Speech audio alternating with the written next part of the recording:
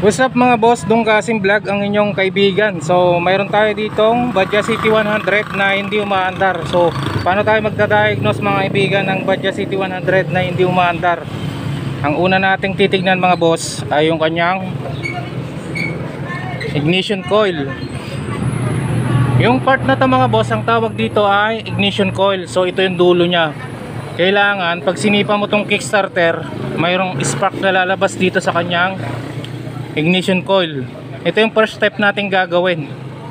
Okay mga boss, kapag magda-diagnose tayo ng motor na hindi umaandar, kailangan nating isusi yung ignition switch. Tapos tanggalin natin yung ignition coil cap. Yan, tanggalin natin. Kaya nyo matanggal.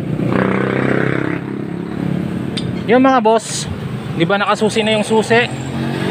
Then etong ignition coil, medyo ididikit nyo sa bakal. Kailangan mayroon dyan spark na lalabas. Tapos sisipain nyo yung kicker. So tingnan natin.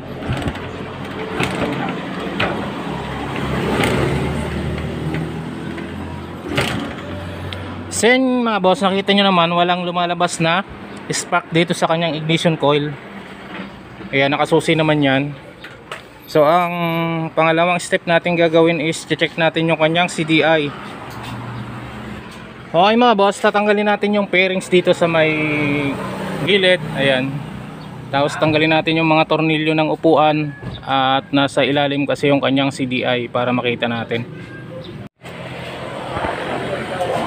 Okay mga boss, natanggalan natin yung kanyang upuan. At ito na yung kanyang CDI. Yan. So paano natin malalaman kung sira na yung CDI mga boss? Syempre magta-try tayo ng CDI na gumagana. Kailangan mayroon kayo CDI na gumagana mga boss. Kasi doon nyo lang matatry itong CDI kung sira na or buo pa. So mga boss, mayroon tayong CDI ng pang XRM. So pwede ito sa Badja. So plug and play lang siya. Try muna natin kung mayroong lalabas na kuryente. Okay mga boss, ayan, kinarga natin ang CDI ng pang XRM. So maandar naman siya. Kaya lang palyado. Tapos yun, tinesting namin yung CDI nung kabilang motor na original. Ito original to mga boss, pero hindi siya umaandar dito. So ibig sabihin may problema yung dito sa may stator mga boss. So bubuksan natin, then check natin kung ano yung problema. Kasi kung ito lalagay natin, palyado naman siya, hindi naman magagamit ng maayos. So ayun mga boss, palyado nga siya. Try natin buksan yung kanyang stator. Okay. Ayun na mga boss, natanggalan natin yung mga bolt. So tanggalin na natin tong takip ng magneto.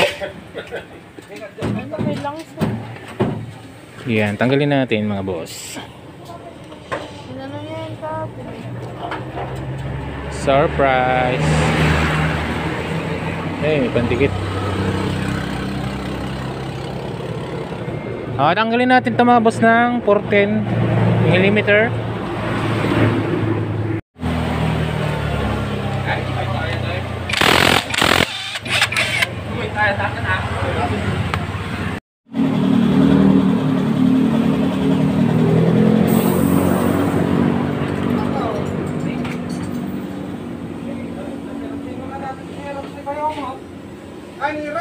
Okay mga boss, ayan, okay naman yung kanyang stator.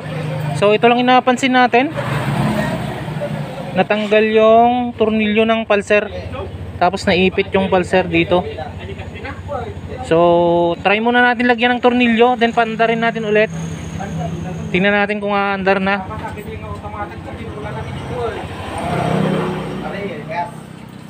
Okay mga boss, lagyan muna natin ng tornilyo itong kanyang pulser. So natanggal lang pala. Nagkakalangis dyan. Ha? Talagang may langis. May tagas yung oil seal nya. Hindi, pinalitan na namin kahapon yun wala na, yung dati na lang siguro yan. Yung sa loob. Eto kasi pag nakasara, pag nakabukas lalabas yung langis. Ah, Pinalitan niya ng o-ring dito. Tapos yun, okay na yan. So yun na nga mga boss, nalagay na natin yung pulser. Nilagyan natin ng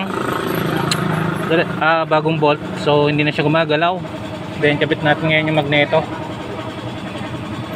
Tapos try natin kung aandar na nga siya.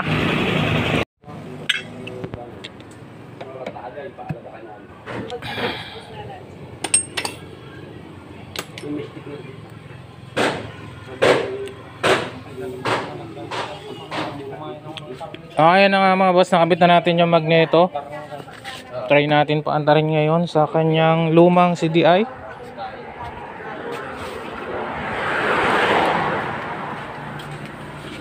So lagyan na natin yung kanyang CDI.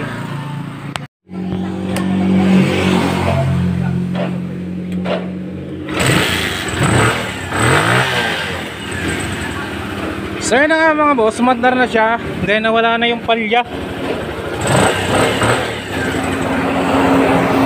Ayan, ito yung dati niyang CDI na nakakabit mga boss. So yun yung pang XRM.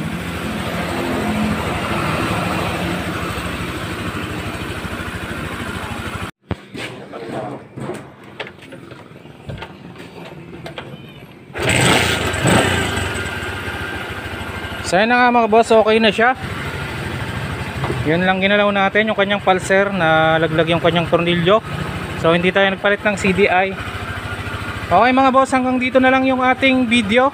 Maraming salamat mga boss sa inyong pagsubaybay sa ating channel. Sana mga boss ay mag-subscribe na kayo sa ating channel. Then hit nyo na rin po yung ating notification bell para lagi po kayong updated sa mga video natin. I-upload pa.